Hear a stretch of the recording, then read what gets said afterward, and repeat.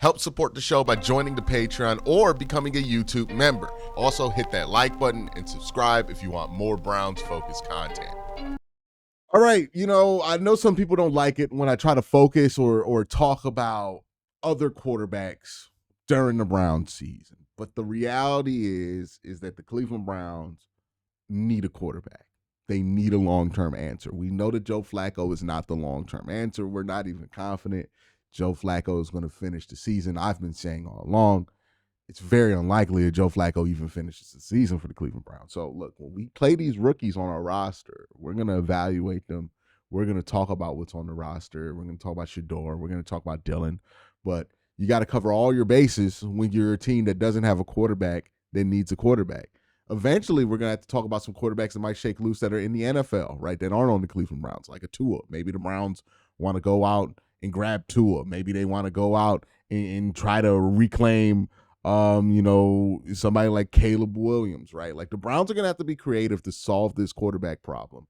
And I think it's important that when we talk about the quarterback problem, we not get fixated on one way of solving the quarterback problem, right? Because that happens all the time. It seems like people are convinced that the only way to solve your quarterback problem in the NFL is to draft a guy in the top 5.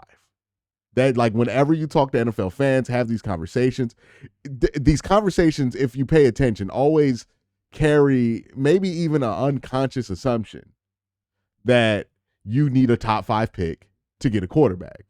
And that's not really the case, right? Like, you can solve your quarterback problem in a variety of ways. And these are things that the Browns are going to have to be open to, and the Browns are very likely open to, right? But teams are going to have to solve their quarterback problems outside the top 5 of the draft.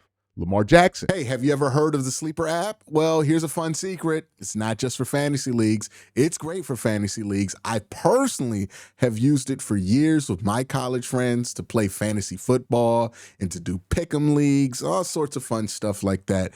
But the Sleeper app also gives you news. It gives you scores. You can also try to turn your football knowledge into real money.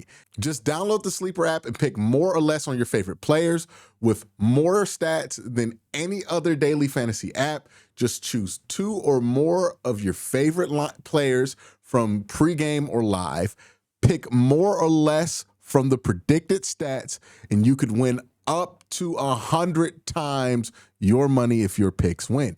Use promo code WORSTTAKE, and you'll get up to $100 match on your first deposit. Again, promo code WORSTTAKE. You'll get up to $100 match on your first deposit.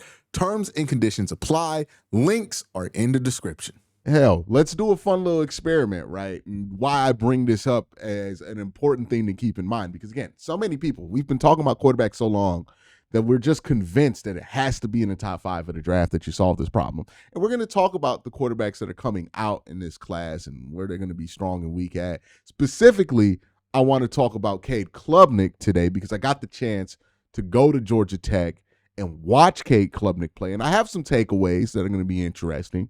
But first, before we even get to that, I want to just make this point here. To solve your quarterbacking problem does not require that you draft the quarterback in the top 5. You look at Lamar Jackson for Baltimore, right? That was the 32nd pick in the draft. Jared Goff for Detroit. Well, Detroit traded for Jared Goff after the Rams gave up on Jared Goff, right? They got him as an add-on in a trade. Justin Herbert was the 6th pick in the draft. Pat Mahomes, what pick was Pat Mahomes? Was Pat Mahomes like the 8th? I know he wasn't in the top 5. Yeah, Pat Mahomes was the 10th pick of the draft. Josh Allen, was Josh Allen the top 5 pick? I feel like that was close. No, pick 7. So Josh Allen was pick 7 in his draft class. The Colts have Daniel Jones now. Obviously, they signed him in free agency. Brock Purdy was a 7th round pick. Jordan Love was a middle 1st round pick. Baker Mayfield got to Tampa Bay via free agency. Jalen Hurts is a 2nd round pick. Matthew Stafford got to the Rams via a trade. Michael Penix drafted outside the top 10. Dak Prescott, 4th round pick. And then you get to like Drake May, Caleb Williams. Those are top 5 picks. Spencer Rattler. Okay. Yeah. And then like Kyler Murray, Joe Burrow. So yeah, there are some teams that have solved this problem with drafting in the top 5. But if you look at the vast majority of teams with good quarterbacks, they had to find other ways than knowing that there was this undoubtable, unbeatable Andrew Luck style prospect that was going to be gifted to him, right? You can't wait for the quarterback problem to be solved for you. I think that's where a lot of us are. We want somebody to emerge at the quarterback position that's so brilliant that we don't have to do any work, that the Browns don't have to do any work. But that's just not the reality. You want to solve the quarterback problem, you got to go out and try to solve it.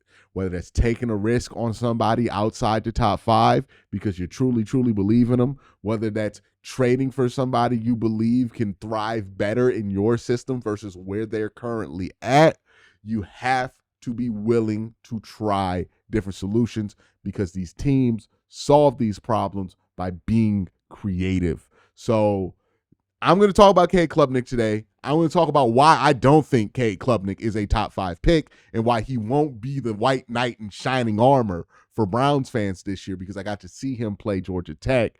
But before I get to that, I want to thank my sponsor for today, Sleeper.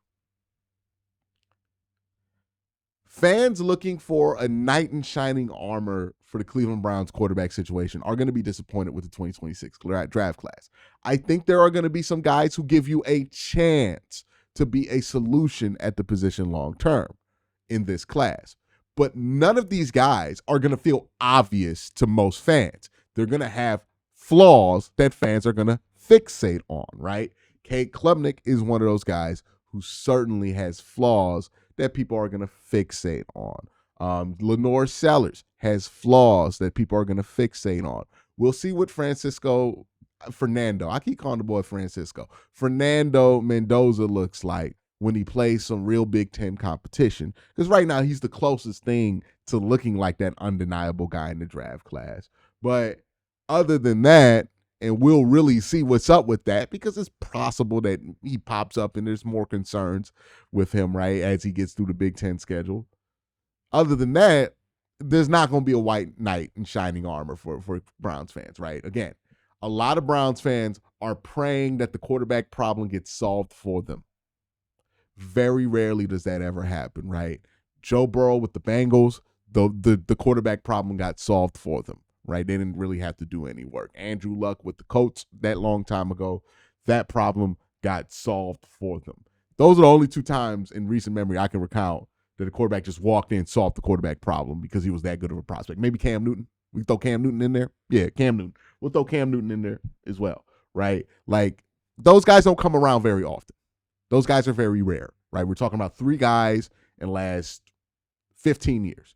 So if you're hoping for that, you're setting yourself up to be disappointed constantly because not only are you putting yourself in a position to hope for somebody to come around that really only comes around once every 5-6 years, but then you're also hoping that you're one of the teams that have a chance to draft this guy, which is also putting yourself at bad odds. The odds of solving the quarterback problem that way are ridiculously low. You got to go out and you got to figure it out, right? The Browns got to look at guys who are in the NFL right now that they think could deserve a second shot, right? Maybe it's Anthony Richardson, maybe it's a Caleb Williams, maybe it's a Tua, right? Like, got to look at those options as well. Got to consider solving it that way. Got to consider solving it through the draft. Got to consider solving it through the outside the top 5. And again, Cade Klubnik's one of those guys you got to think about if you like him enough and the strengths that he provides, despite his flaws, enough to take him outside the top 5. Because I don't think Cade is a top 5 pick. Why don't I think Cade is a top 5 pick anymore? Because I was pretty high on Cade after the season that he had last year. I thought if he built on that season that he had last year, he would be a top 5 pick. Well, this season has started. It looks more like his it looks more like his sophomore year than it does his junior year for Cade right now. And I think some obvious big problems are popping up with him when you get to see him in person that are concerning. Now, the first thing I'll say with Cade, and I'll give him his flowers here, you can see where the template for talent is, right? If you're a coach, you say to yourself, he has this and that. You can't teach these two things, and you want to develop him. I can see the allure to develop somebody like a Cade Klubnik, right? Because he is a good athlete. I think a plus athlete. I don't know if he's a plus guy, but he's a plus athlete. He can be effective on a direct run in the NFL, and he has at times significant arm talent. I think he can drop the ball in there really well. He's had some nice throws in this game versus Georgia Tech that, made me stand up and kind of notice him a little bit more. But I think the biggest problem with Cade Klubnik right now is when I watch him, I see a quarterback who's struggling to see the field. And that's a big red flag for me. Now, there's a lot of reasons why a quarterback will struggle to read the field. Maybe they're not prepared. Maybe their coaching staff is not asking them to do that. And this is something that if they are taught it, they can do it. But right now, they aren't being taught it because it's not been deemed to be helpful to winning for Clemson for him to develop this skill, right? That happens a lot in college football. It's why you just can't be absolute with what you see from a guy's college football tape. And this also could be because Cade Klubnik is being overwhelmed by all the information on the field. I don't know the answer to that question. You would have to interview Cade Klubnik and work Cade Klubnik out to feel good about your answers for those questions, right? And talk to his coaches and everything else. I don't have that kind of access. I don't know what the answer to those questions are, right? But when I watch him against Georgia Tech, he struggled to see the field. He struggled to hit timing routes. He struggled to play in structure. He struggled to get the ball out on time. And it wasn't in the Cam Ward, I don't want to get the ball out because I want to throw the ball downfield way. It was in a more concerning, I'm not getting the ball out because it doesn't look like I legitimately know where to go with the football kind of way with him. There is some obvious talent there with Cade. I think Cade is a very talented quarterback. And I could see him kind of like a Jackson Dart, where somebody says to themselves, we can make him what we want him to be. He would be a project, I think, in this draft class if his tape continues to look like how it does, and I don't anticipate it really changing anytime soon, given that some of this stuff doesn't seem like it's an overnight fix. Pressure also seems to bother him a lot, which is another concern here. It's not a big enough concern to where I don't think he'll come out in this year's draft class, but it's a big enough concern to where I think it will stop him from being top 5 and put him in that 20 to 30 range, right? That late first round range. I would say as a prospect, he's more similar. I think he's a better prospect than this guy, but he's more similar to Jackson Dart than he is a top 5 pick, in my opinion, so far watching him. Again, I'm going to watch the rest of his season. We're going to evaluate what he does with Clemson going forward. If he starts to look like the guy we thought could be a Heisman candidate at the end of last year, then things will change. But if you're just asking me after watching this guy in person, what the strengths and weaknesses are, what I feel about Cade Klubnik, that's where I'm at. But let me know where you guys are. Y'all have a great day. Have an even better night. Peace.